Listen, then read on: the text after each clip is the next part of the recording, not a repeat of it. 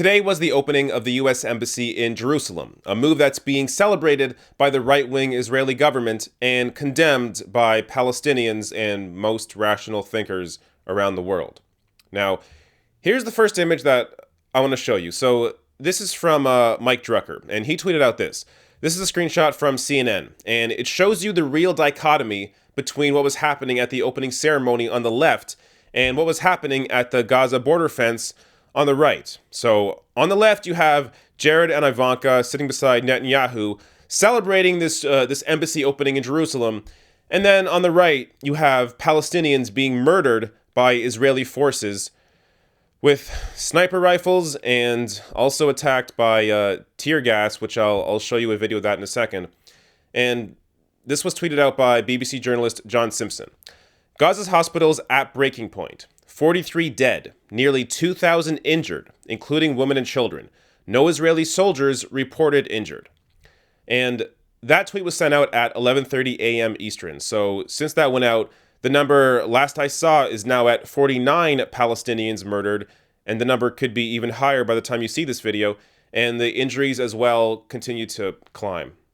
So while the Israeli forces were armed with sniper rifles, the Palestinians were armed with rocks and tennis rackets. Now, why do they need tennis rackets? Well, let me show you. So this video was tweeted out by independent journalist Sharif Kudus, and it shows an Israeli-controlled tear gas drone.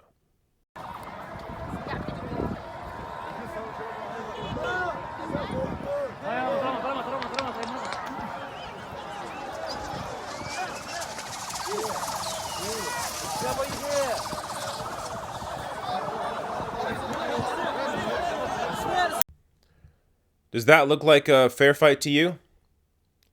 Israeli forces have sniper rifles, are perched on a hill, picking people off, picking Palestinian protesters off who are no physical threat to them. And they're also dropping tear gas from an automated drone, while Palestinians have rocks and tennis rackets. So let me show you how the tennis rackets are being used. This was tweeted out by Omar Grabe, who tweets out, Palestinian protester using a tennis racket in self-defense against a tear gas bomb fired by Israel forces and drones. That's quite an image. Now, if it's not already obvious, who do you think the oppressor is in this situation? And who is the oppressed?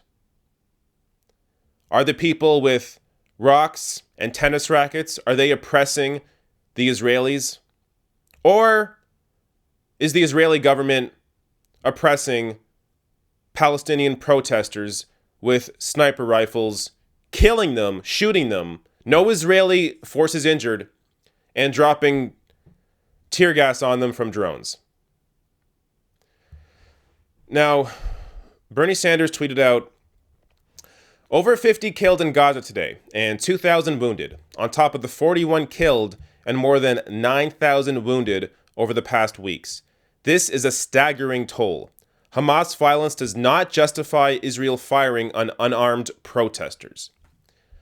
Now, look, I would show you more reaction from senators on this, but there doesn't appear to be any. Bernie Sanders appears to be the only senator speaking out against this. Everyone else in Congress, or at least in the Senate, appears to be okay with Palestinians being murdered by the Israeli government and having tear gas dropped on them from a drone. So, to give you the other side, so Bernie here has a fairly, good tweet, actually recognizing what's going on, speaking out against it. Compare that to idiot New York Senator Chuck Schumer, who sent this out. This was in Chuck Schumer's statement. So tweeted out by Sam Stein, Schumer says, quote, in a long overdue move, we have moved our embassy to Jerusalem. Every nation should have the right to choose its capital. I sponsored legislation to do this 2 decades ago, and I applaud President Trump for doing it. No empathy at all for Palestinians. No mention of it. Moving the embassy to Jerusalem was a pointless move. There was no need to do this. There was no reason for this. And it's resulted in the death of at least 49 people and 2,000 people injured, including women and children. So look, does this story bother you? Or does it not bother you? A story like this really shows you where you lie on the spectrum of ideology. So, do you have empathy or don't you have empathy?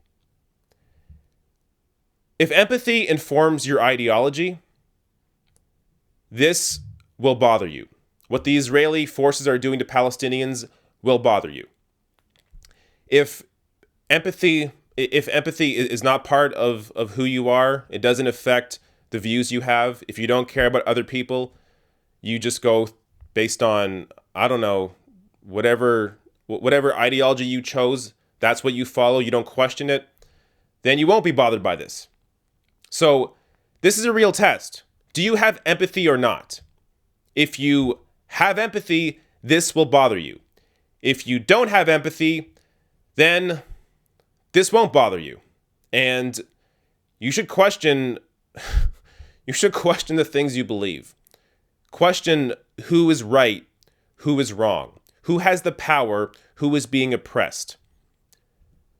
This situation is clear. The Israeli government is oppressing Palestinians. They are murdering Palestinians. Now, if that doesn't bother you, I don't know what else to say.